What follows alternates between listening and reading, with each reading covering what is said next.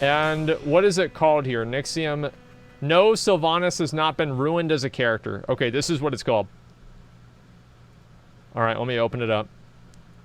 I guess I'll watch it from your stream. Okay. I'll link it to you too.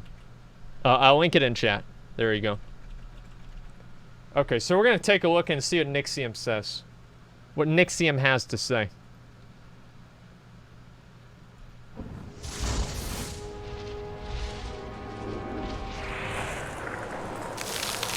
Hey guys, what is up? It is Nixxiom here, and recently the Warbringers Sylvanas He's looking video good. came He's out, looking good, and it man. created a lot of controversy on the internet. Holy shit.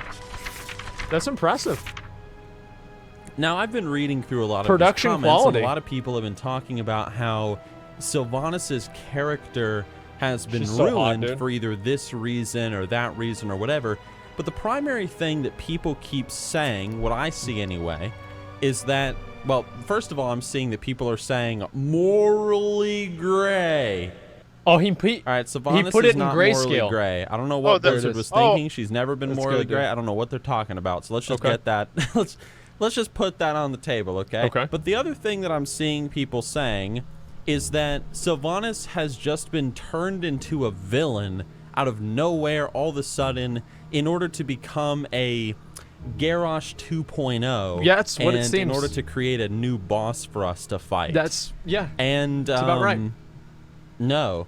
Okay. What are you talking about? So I've been seeing these videos and I've been seeing these comments where people have been saying, why would Sylvanas attack Teldrassil for no reason, commit this mass genocide on the Night Elves? You know, something similar happened to her. Why would she do this? This is completely, like, uncharacteristic. This is not a characteristic that Sylvanas would do. Sylvanas would never act like this. Let's rewind the clock back to classic World of Warcraft. Ooh. If you were a Forsaken player, the very first thing that you were told in the intro cinematic for the undead is that you have entered into an alliance of convenience with the Horde, and you harbor no true loyalties to your allies. The Forsaken since day one, Sylvanas since day one, has never had any loyalties to the Horde, to the Alliance, to nobody but themselves. And as you quest as a Forsaken through Tirisfal Glades, through Silverpine Forest, your quests revolve around one thing, and that is creating a plague of undeath to wipe out life on Azeroth. I'm talking the Horde, I'm talking the Alliance. The Forsaken have been forsaken by their living relatives. They are mistrusted even by their allies. And for this reason, the Forsaken intend to use their plague of undeath on everybody, to make everybody suffer as they have suffered. You can see in the Undercity that the Forsaken perform experiments not only on captured members of the Alliance, but they also perform experiments on their fellow Horde members. This is what made the Forsaken so cool back in Classic WoW. The fact that since day one, they've sort of been their own faction. They've been a third faction in World of Warcraft, and Sylvanas has sort of been manipulating the leaders of the Horde and telling them, yeah, we work alongside you, we're Horde as well. But truth be told, not really. Sylvanas and the Forsaken, they're their own kind, man. They're playing their own ball game.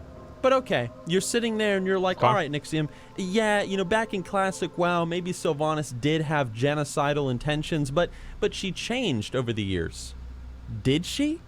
In Cataclysm, Sylvanas was willing to use the Plague of Undeath on the citizens of Gilneas. That's like right next to the Undercity, She was literally though. going to use a plague that had been forbidden to her by Garrosh himself, and she was going to use it to kill every single man, woman, and child in Gilneas to get victory and claim the peninsula for the Horde and primarily for the Forsaken.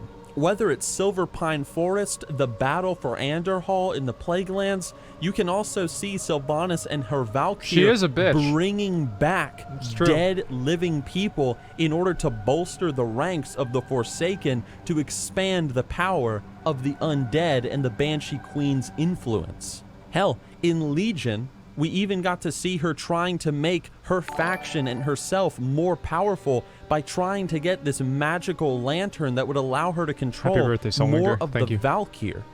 So I'm sitting here and I'm reading some comments, and I'm not saying all comments, but I'm reading these comments of people saying, oh, Sylvanas, just out of nowhere, is a villain. Out of nowhere, she's this evil person. Where have you been? Like, where have you been? She's been acting like this since day one. This is why she's interesting as a character, because she has her own goals and motivations that do not align with the Horde at all, that do not align with the Alliance. And she's using her abilities of manipulation and deceit in order to get what she wants, not only from the Alliance, but the Horde as well. Now, you can make an argument and you can say, nah, Nixxiom, because there's some parts where she said for the Horde in the one cinematic, and she expressed some pride in the Horde at Vol'jin's funeral and stuff. I think it's all a sham. I think it's just a big load of nonsense. The whole thing of Vol'jin saying, oh yeah, the spirits, man.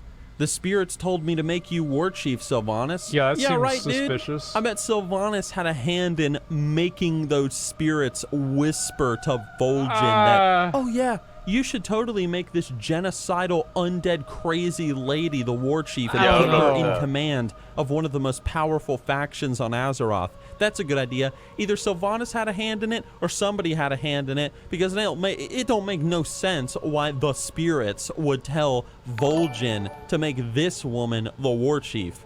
Yeah. I don't know, guys. Personally, I don't know where these comments of, oh, Sylvanas has been ruined as a character, and oh, now she's a villain all of a sudden, and she's Garrosh 2.0, and this is not how it should have been, and this is bad writing. I don't know where these comments are coming from, because everything that we're seeing in the game right now has been established since day one. Sylvanas just didn't have the means to do what she's currently doing.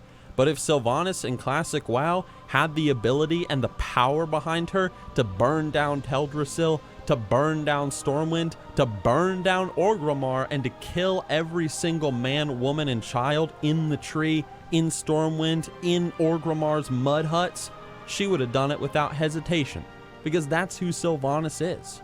That's just who she is, and that's who she's always been, and nothing has changed. And we have got probably the current war chief of the Horde is probably the most dangerous radical war chief that we've ever had.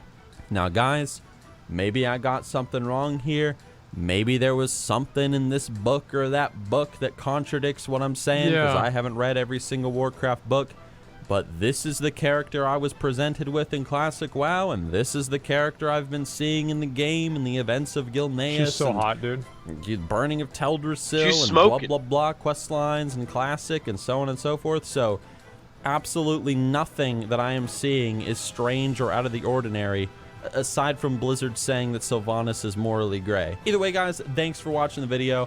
Leave your comment down below sharing your thoughts. Those of you that support the channel on Patreon, thank you for your support every single month, guys. I really appreciate it. Those of you that watch me on Twitch every week, you guys are awesome. And those of you that watch me on YouTube, hit the likes and all that stuff, you guys are great too. Guys, I'll see you soon. Thanks for watching, and stay sexy.